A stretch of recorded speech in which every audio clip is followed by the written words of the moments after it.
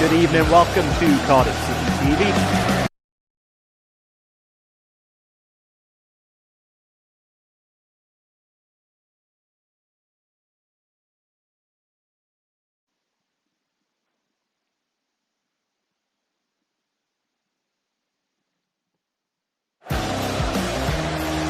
Good evening, welcome to Cardiff City TV. Wilson, a little bit of space for Harry Wilson. Strikes a goal! Oh, what a goal! Morrison, goal!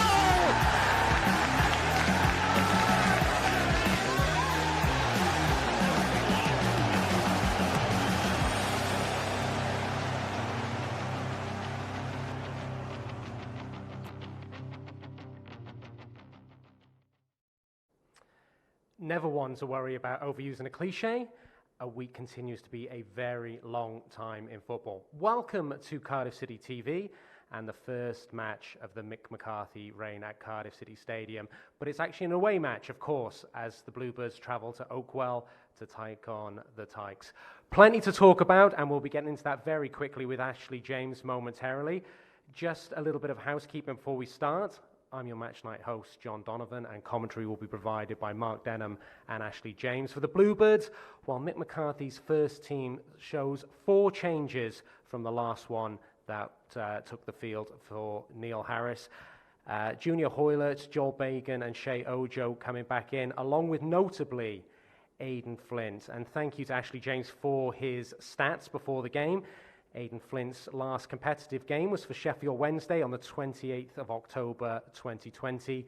His last game for Cardiff City, an FA Cup tie at Cardiff City Stadium against Reading on the 4th of February 2020. He comes back in tonight as Sean Morrison continues his recovery from that foot injury sustained in the Christmas period. So the team in full for Cardiff City: Alex Smithies in goal.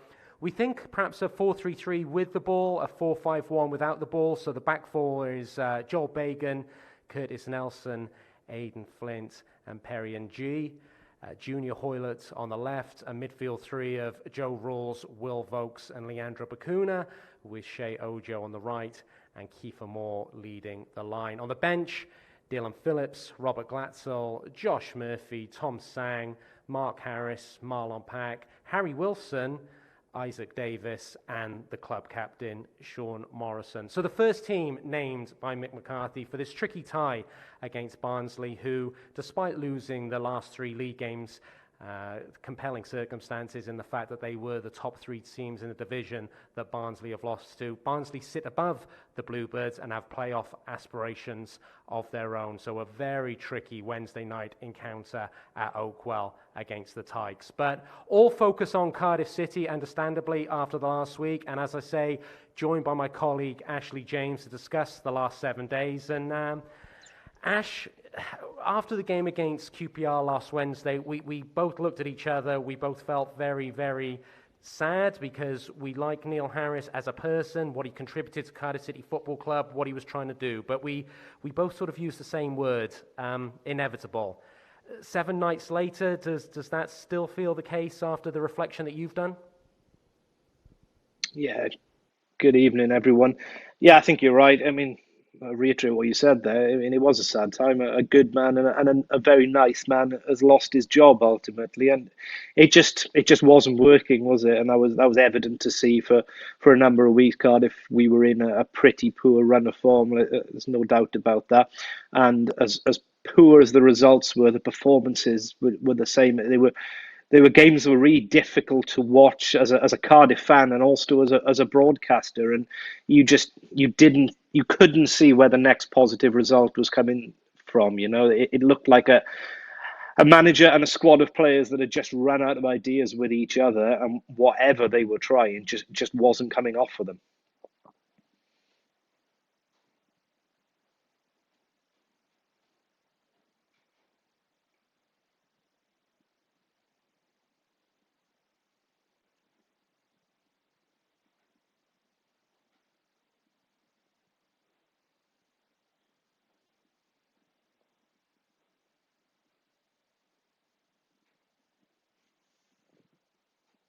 And become more physical and go front to back. Sorry, Ash, I'm not sure whether you heard all the question there. I was just saying, did maybe Neil Harris get caught between the devil and the deep blue sea in that he wanted to come in and change the culture a little bit, be a more possession-based team.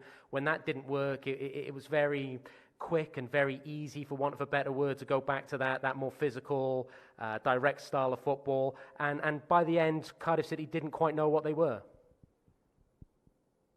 We have seemed like a team with an identity crisis from, before the Neil Warnock reign. Modern football and the demands of fans of modern football compel you to want to play not just winning football, but attractive football. And that's lovely. It's idealistic. Everyone would love to see their team playing really good football as well. So Cardiff have been caught in this loop for a number of years now. And then we had that success with Neil Warnock playing attritional football, not bad football, but nowhere near the poor football that some people have you believe. It was a really exciting football. It always is when you're winning football games and you're winning promotion. So I think we have been caught in this loop for a number of years now of trying to progress as a club in terms of stylistic, but not getting the results to match that. And I think you're right. I think the Neil Harris reign was that in a microcosm, because I didn't feel like it was working before the before lockdown last season. And then when we came out of lockdown, we were the team in the division that perhaps adapted best to those conditions and that new environment. And then, there's some really encouraging moments in that run, not least the spirited second leg performance away at Craven Cottage, where we've spoken about before, where there really seemed to be a roadmap. And it's not making excuses. The injuries can't be overlooked. When you take, and this was the case for the whole of last season, when you took Lee Tomlin out of Neil Harris's Cardiff City, they didn't look the same team. And you're right, this season we've kind of yo-yoed between trying to play a bit more football and looking to be a more counter-attacking threat in transition. I'm thinking away at Barnsley and away at Blackburn and Preston. And then at times when we really needed a result in this latter run of form, going back to trying to be a lot more attritional and robust. And the players looked as confused as the manager and staff did. And like I said, the unfortunate fact was it just wasn't working. Finally, for this segment, Ash, because we're going to hear from Mick McCarthy, and then I want to focus on the new manager when we come back after that. But not just about Mick McCarthy, but the club as a whole. Lots of people work very hard behind the scenes here. We know that. We're fortunate enough to be involved.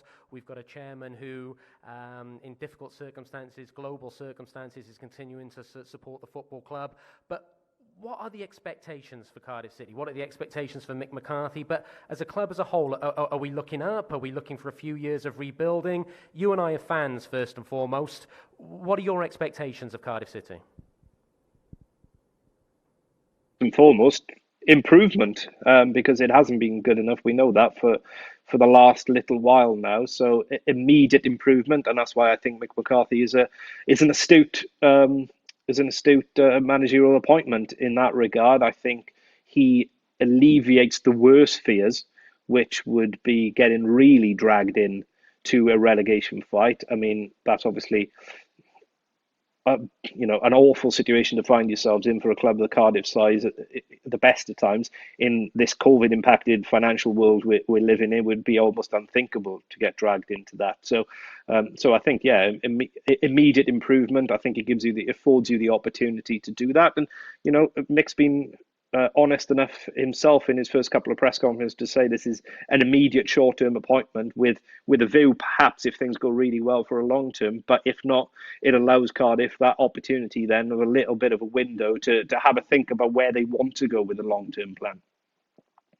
Thank you for the moment. I saw you eating the soup on a cold night before we came on camera, so I'll let you get back to that momentarily, and then we'll talk about Mick McCarthy in more detail. But of course, Mick McCarthy is now the new man at Cardiff City and Cardiff City Stadium. And for the clips we've seen on Cardiff City TV, it's been very positive thus far. A couple of to-the-point press conferences that have addressed the matters in a matter-of-fact way. A training clip that showed a lot of positivity at the Vale Resort earlier in the week. So let's catch up with the new man now and his first press conference and what he had to say prior to this game against Barnsley. How do you get confidence back into them? That's, I guess, from a solid solid team performance, getting results. Nothing else will get it back. Training, they might enjoy the training. It might be a bit more fun because I've been there when you've been losing games.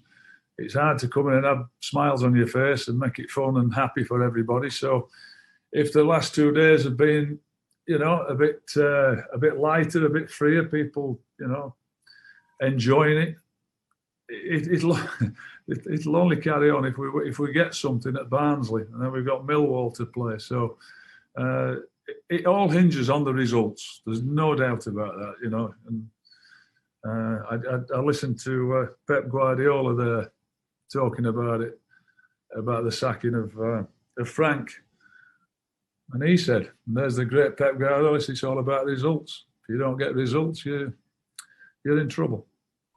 Barnsley will be a real test for us. I watched them to beat Norwich on Saturday in the FA Cup. Real high energy team, high press, really get after the opposition, and they'll be certainly up for it, having that great result on Saturday. So we've got to react to that. We've got to respond to that, and I'm hoping that we'll see that reaction. We've got to stop getting beaten. That's the first and foremost. And how do you do that? Well, we try and have a solid shape. Try and be, and this is no disrespect to anybody else. I think sometimes when you're getting beat, you can get a bit fragmented on the pitch, and people start looking around and blaming each other. And if anything, I saw a bit of that in the first training session. I said to him, it can't be one man's fault. Can't just blame Neil. It's Neil Harris, who was fantastic last year. Maybe players and me certainly. If my results aren't good, I will look at myself and question myself. But players have to, and their performances.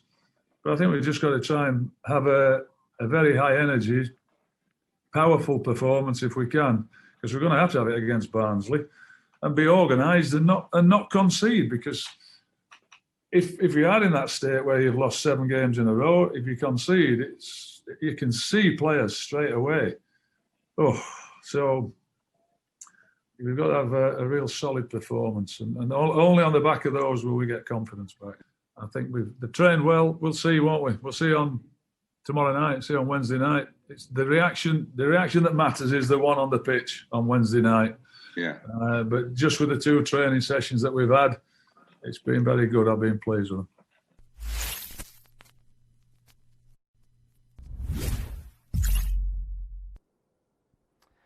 Mick McCarthy there with a very positive outlook prior to his first game in charge against Barnsley tonight. And I'm joined again by Ashley James. And Ash, before we talk about the specifics of Mick McCarthy's first team selection, just to ask the more general question, I think you touched upon it before the interview there, maybe just in terms of the circumstances, the right man at the right time, an experienced man, but a man with still something to prove. He's got a short-term contract, as you said. He's talked very politely and about how he's honoured to be at Cardiff City and how he sees this as a big club. So a chance for him to do something and earn a longer-term crack at this. So an arrangement that works for all parties. I think so. An arrangement that works, as you said, to try and get the best out of a determined, experienced manager. He'll be desperate to get back in the game. We can discount the time in Cyprus. That doesn't come into my mind. He took on a job that probably in a league that he knew nothing about, and with all the other circumstances that are going on around it. And he's spoken about it himself. He'd been frustrated with the way that things were curtailed at Ireland, and he wasn't able to see that through when he was doing a decent job there. Got a good pair of results against a good Denmark team, better than his predecessors had done against similar opposition. And he's probably still smarting a little from the way things petered out at Ipswich. So I think he'll be desperate to get back to championship action. In terms of his first selection then, and bearing in mind that, as you said to me, Neil Harris rolled the dice last week. Sean Morrison, probably not fit, was thrown back in. He's on the bench tonight. Aidan Flint is the name that catches everybody's eye. I'm looking at it and thinking maybe 4-3-3 with the ball, 4-5-1 without. Looking at that starting lineup tonight, what are your immediate thoughts? Yeah, it looks like 4-3-3, and Mick McCarthy does things his own way. He's not shy about making bold decisions. So Harry Wilson drops to the bench. Sean Morrison drops to the bench. He's clearly looked at the fitness of the two big centre halves and felt that Aidan Flint's a bit further on than that. And you're talking about determination. We know Aidan Flint, has it in abundance, and he will be desperate to get back on the pitch in a Cardiff jersey and prove that he was, that it wasn't the right decision to send him on loan. He would have felt at the start of the season that he would have been in the first team picture here, and I think he'd probably be smart in a little from that. So it's his chance to really lay a marker down first game for a new manager and make an impact. I think going back to Mick's own points there, I think that's crucial. Confidence and energy were the two words I'll be concentrated on, because we all know Cardiff's record, and I know people got frustrated and the fans got frustrated that Neil Harris kept talking about the first goal being so important in championship games, but he was doing so because it is vital. You've only got to look at Cardiff's record this season. When they do score the first goal, they're a completely different outfit. And if you go back to that last Barnsley game, Cardiff coming in off the back of a really poor performance, high energy from the front, pressed high up the pitch, which again, Cardiff look a completely different team whenever they do that. And if we're able to start the game quick with energy, the confidence will come flowing back. Ash, touch upon our opponents, Barnsley, a team having a great season, but funnily enough, ironically enough, one of the better performances this year was the game back in November at Cardiff City Stadium.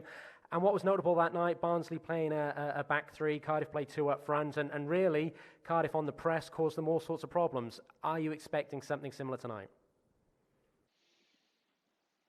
I think the reason we beat them in that game, because I remember stood at pitch side for you for their pre-match warm-up and thinking, wow, these guys train with intensity and we know they play with intensity. So Cardiff have got to match that, and they did in that first game. They matched the intensity of Barnsley from the off. They pressed really high up the pitch and they caught Barnsley cold. They got the first goal, and then the confidence came back into this Cardiff team. I think slightly different this evening. We don't have the two up front seemingly. It looks like a 4-3-3, but I do expect Ojo and Hoylett, we know they're not out and out wingers. I do expect them to do a lot of their better work narrow. So maybe trying to match up the three attacking players against the back three of Barnsley. You know how they're going to play. They don't deviate from their tactics, Barnsley. They've made a couple of personnel changes this evening, but the shape will remain.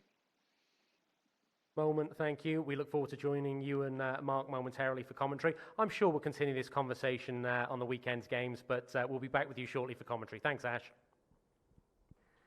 Ashley James there, and him and Mark will shortly be leading us on commentary, but another interview to catch up on. Of course, for Mick McCarthy now, his most trusted lieutenant is going to be club captain Sean Morrison, and he also gave his views to the press about this week's events.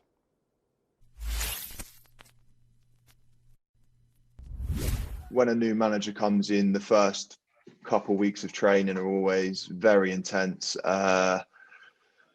Lads are buzzing about like Duracell bunnies, trying to impress. It's a great opportunity for lads who have maybe been left out in the cold a little bit, who have not played as much, to impress themselves on a new manager and try and get back in the team.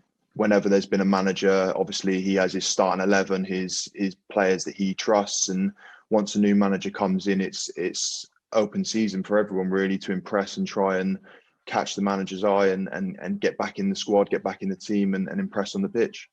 Do you know what? I've played against Mick and Mick's teams for a long time, and I've always liked him. I've always liked his interviews. I've spoke to him after games, and he comes across as a really nice man. So once he was in the building, we had our first meeting and training sessions. You can just see how genuine of a human he is, and yeah, very excited to work alongside him and TC. We haven't been good enough this season. We've been too inconsistent, and that's ended with Neil losing his job. But for a new manager to come in, I think the boys have been very receptive of the new gaffer, and it's just about quickly learning as quickly as possible what kind of man he is, what kind of manager he is, and what he wants from the team. So short turnaround really in the scheme of things, but he'll have us as ready as possible for tomorrow night. Barnsley are a good team, young team who have a lot of energy and press well. So we're going to have our jobs cut out for us. So make sure we're as prepared as possible. Training session today, focus on the game, and then hopefully go up there and come back with 3 points.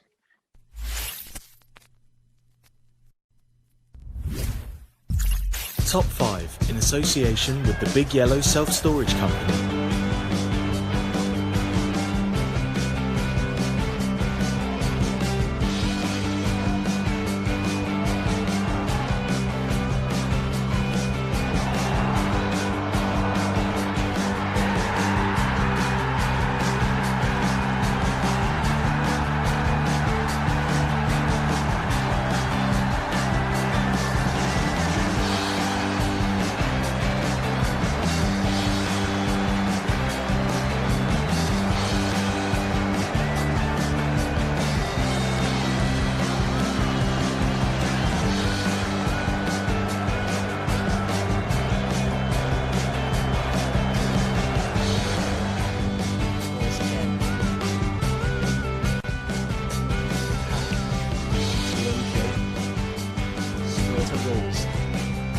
Wilson, a little bit of space for Harry Wilson, strikes a goal, oh, what a goal, it's 3, and it's Harry Wilson.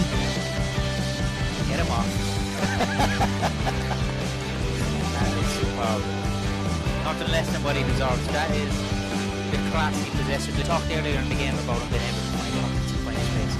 Now that's dominating the half. It's bad luck, can't let it trouble for too long. Whittingham attacking now, but Mason Conway in the area. Finds Gunnison. What a goal that is! What a goal that is!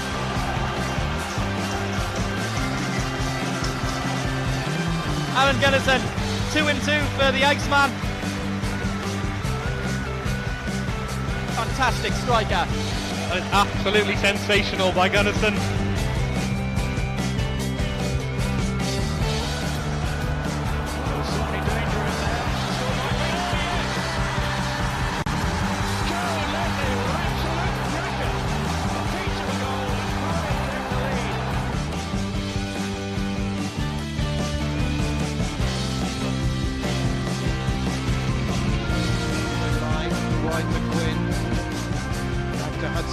Inside his own half, he plays that wrong. Shackle heads it away, only to Emmanuel Thomas, turns it infield. Whittingham with the shot. Oh, what a goal from Peter Whittingham! What a way he won't get many better than that. Cardiff City 1, Barnsley 0, 21 minutes gone. Well, it's one of those ones that either go in the top left-hand corner or into the top, into row Z of the Camden stand.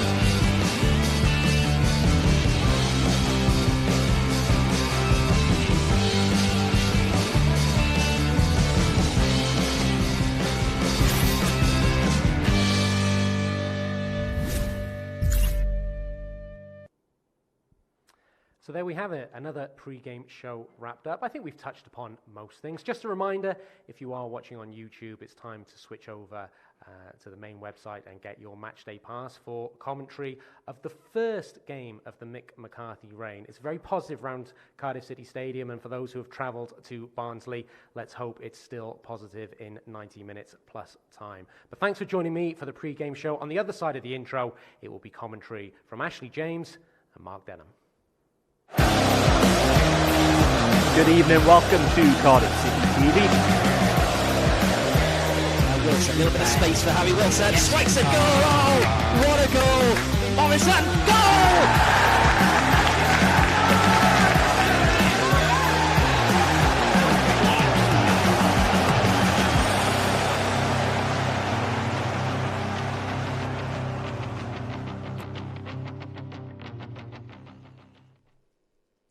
Well, good evening and welcome to Matchday Live, courtesy of Cardiff City TV, with me, Mark Denham, and Ashley James.